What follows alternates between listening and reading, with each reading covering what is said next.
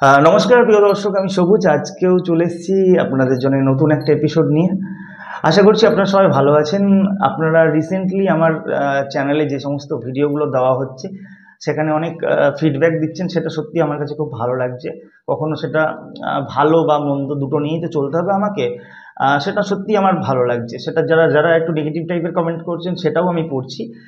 আজকে একটা 5টার সময় একটা এপিসোড রেখেছি, মানে আজকে 5টার সময় আজকে লাইভে একটা প্ল্যানিং আছে যে লাইভে আসবো, এবং যারা আমার চ্যানেলের যারা দর্শক, যারা সাবস্ক্রাইবার, তাদের সাথে আমার সত্যি কোথাও একটা কানেক্ট থাকার দরকার আছে, কথা বলার দরকার আছে। কারণ তারা কি চাইছে, তারা কোন ধরনের এপিসোড চাইছে, সেটা নিয়েই আমার আগামী দিনের এপিসোডগুলো তৈরি হবে। এবং তাদেরও কিছু কথা শোনার দরকার আছে। শুধুমাত্র আমি বলে যাব তারা দেখবে, এটা তো হতে পারে না। তাদের কথাও আমাকে শুনতে হবে, তাদের সাথে কথা বলতে হবে। এটার জন্যই আমি আজকে 5টার সময় সবুজ ফিল্মওয়ার্কস ইউটিউব চ্যানেল আপনারা ফলো রাখবেন, পাশে থাকবেন। আমি 5টার সময় আসছি আজকে লাইভ অনুষ্ঠানটা নিয়ে। যাই হোক, আজকে যে এপিসোডটা নিয়ে আলোচনা করবো সেটা হচ্ছে অবশ্যই আজকে শ্রাবন্তী চট্টোপাধ্যায়ের জন্মদিন। আপনারা সবাই জানেন 13ই আগস্ট আজকে। দেখুন, শ্রাবন্তীর আমি প্রচুর বড় একজন ফ্যান ছিলাম বা আছি, এবং ভবিষ্যতেও থাকবো। তো আজকে আমি টপ 5 বানাবো শ্রাবন্তীর জন্মদিন উপলক্ষে।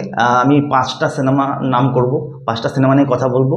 আমার বিশেষ করে এই সিনেমাগুলো খুব ভালো লেগেছিলো, কেননা শ্রাবন্তী যতগুলো কমার্শিয়ালি যে সিনেমাগুলো, মেন স্ট্রিম সিনেমা যেগুলো করেছে, সেটা নিয়ে বলতে গেলে ভিডিওটা অনেক বড় হয়ে যাবে। তো 5খানা সিনেমা নিয়ে কথা বলবো অবশ্যই।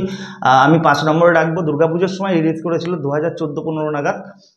বিরসা দাশগুপ্তের সিনেমা ছিল শুধু তোমারই জন্য, যেখানে সোহম, দেব এবং মিমিকে দেখা গেছিলো। যে সিনেমাটাতে আমার ব্যক্তিগত দিক থেকে এই সিনেমাটা সিরিয়াসলি আমার কিন্তু খুব কাছের সিনেমা ছিল, আমার খুব ভালো লেগেছিলো। এবং শ্রাবন্তীর অভিনয়ের জায়গা ছিল অনেকটা, এবং সে সত্যিই ভালো পারফরমেন্স দিয়েছিল কোথাও যেন, এবং গানগুলো কিন্তু খুব ভালো। এবং 4 নম্বরে আসবো সুজিত মণ্ডলের পরিচালনার সিনেমা ছিল দেব অভিনীত, দেব এবং শ্রাবন্তী অভিনীত সেদিন দেখা হয়েছিল। এখানে ভীষণ ভীষণ তাকে ভালো লেগেছিল আর কি।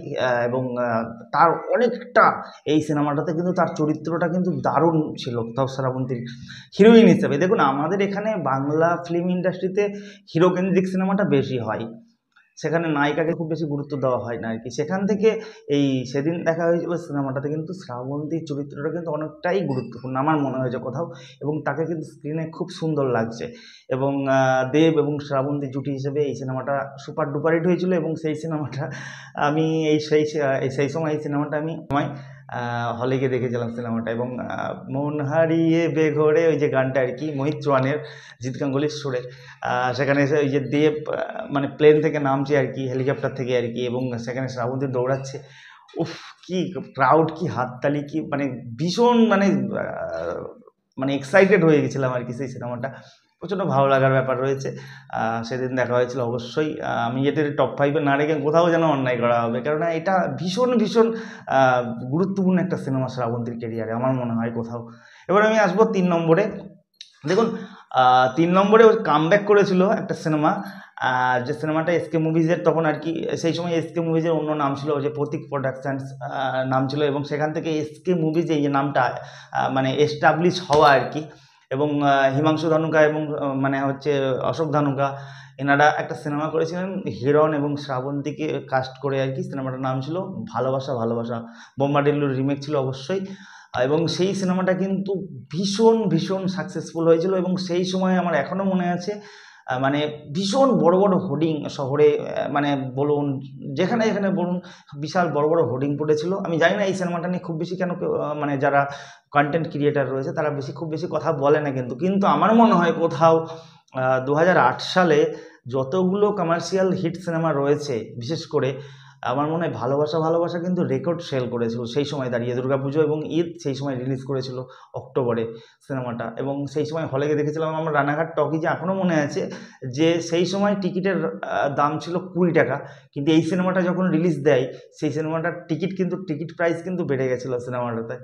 তো খুব হিট হয়েছিল। এবং এই সিনেমাটার মানে 2 ঘন্টা 20-25 মিনিটের সিনেমা তখন সেই সময় হতো, এই সিনেমাটা ছিল 2 ঘন্টা 45-50 মিনিটের সিনেমা ছিল। তার জন্যে কিন্তু প্রচুর, মানে তখন তার একটা শো হতো না সিনেমা হলে, তখন কিন্তু 1টা 30, 4টে 30, 7টা 30, 3টে করে শো হতো, এবং একই সিনেমা হতো কিন্তু।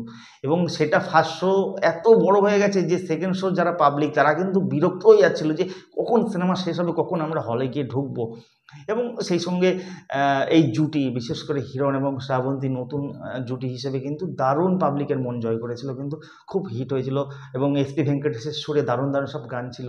তো অবশ্যই ভালোবাসা ভালোবাসা হিরণের কেরিয়ারেও অন্যতম বিগেস্ট একটা সাকসেসফুল সিনেমা, শ্রাবন্তীর কেরিয়ারেও, এবং দর্শক হিসেবে আমাদেরও খুব ভালো লাগে। যে সিনেমাটা নিয়ে আলোচনা করবো সেটা হচ্ছে রাজ চক্রবর্তীর একটা সিনেমা, সিনেমার নাম হচ্ছে কাঠমান্ডু।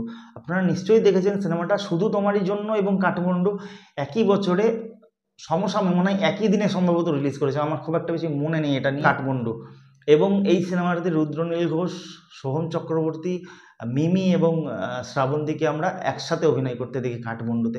পরবর্তীতে শুধু তোমারই জন্যতে মিমি এবং শ্রাবন্তী ছিল, কিন্তু ওনাদের একসাথে স্ক্রিন শেয়ারের ব্যাপারটা ছিল না, কিন্তু কাঠমান্ডুতে ছিল কিন্তু। এবং দুজনের মানে দুজন বন্ধুর ক্যারেক্টার করছে, মানে শ্রাবন্তী এবং মিমি। এবং দারুণ একটা গল্প আছে কিন্তু সিনেমাটাতে। রুদ্রনীল ঘোষ আছে এই সিনেমাটাতে, সোহম আছে। আমার সত্যি খুব ভালো লেগেছিল সিনেমাটা, রাজ চক্রবর্তীর সিনেমা বিশেষ করে। একটু অন্য টাইপের সিনেমা, কিন্তু সিনেমাটা যদি আপনারা দেখে না থাকেন প্লিজ আপনারা দেখবেন, আমার মনে হয় আপনাদের কোথাও ভালো লাগবে। নম্বরে আসবো রাজীব কুমার পরিচালিত অমানুষ।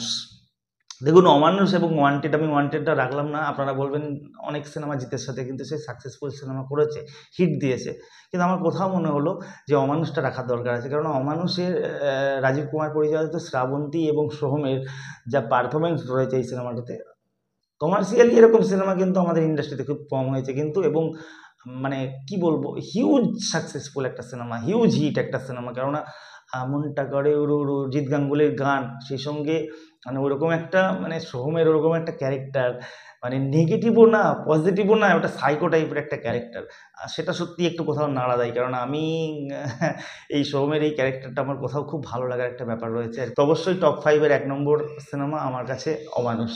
তো শ্রাবন্তীর জন্মদিন, তো অবশ্যই আমি তার জন্মদিনের মানে আমার তরফ থেকে অনেক অনেক শুভেচ্ছা। আমি জানি না আমার এই শুভেচ্ছা তার কানে পৌঁছাবে কিনা। দর্শক হিসেবে তো চেষ্টা করলাম যে তার জন্মদিন নিয়ে আমি একটা ভিডিও বানালাম অবশ্যই। এবার আমি আসবো খুব ছোট করে একটা লাইন কথা বলার, যে প্লিজ আপনারা একজন আর্টিস্টকে দেখছেন, তার পারফরমেন্স দেখে তার ফ্যান হন বা না হন, প্লিজ আজকে তার জন্মদিন, অন্তত শুভেচ্ছা জানাতে পারেন বা না পারেন, একটা রিকোয়েস্ট আপনাদের কাছে, তার ব্যক্তিগত জীবন নিয়ে, সে কটা বিয়ে করেছে, এই সমস্ত কথাবার্তা বলে প্লিজ এটা বলবেন না, এটা করবেন না। কারণ সবাই সবার ব্যক্তি স্বাধীনতা রয়েছে, যে যেরকমভাবে লাইফে চলতে চাই তাকে চলতে দিন। তার ব্যক্তিগত জীবনে আমার মনে হয় না ঢোকাটাই ভালো। দর্শক হিসেবে আমরা তার কাজটাকে দেখি, তার কাজটাকে আমরা পছন্দ হলে ভালো বলবো, কাজটাকে খারাপ হলে আমরা খারাপ বলবো। আর ব্যক্তি শ্রাবন্তীকে নিয়ে আমি কোনো কথা বলতে চাই, যেখানেই থাকুন, যাকে নিয়ে থাকুন, ভালো থাকুন, সুস্থ থাকুন, এটাই আমার কোথাও মনে হয় প্রার্থনা সবার হওয়া উচিত। যদি ভিডিওটা আপনাদের ভালো লাগে তাহলে অবশ্যই আপনারা কমেন্ট সেকশানে জানাবেন, আর উইশ করে দিন। আপনার শ্রাবন্তীর যারা ফ্যান আছে তারা কমেন্ট সেকশান ভরিয়ে দেবেন হ্যাপি বার্থডে দিয়ে আর কি। তো ভালো লাগলে অবশ্যই ভিডিওটা আপনারা কমেন্ট করবেন, আর অবশ্যই একটা লাইক করে দেবেন। আর 5টার সময় লাইভে আসছি আজকে, প্লিজ আপনারা থাকবেন 5টার সময় সবুজ ফিল্ম ওয়ার্কসের সাথে। নমস্কার।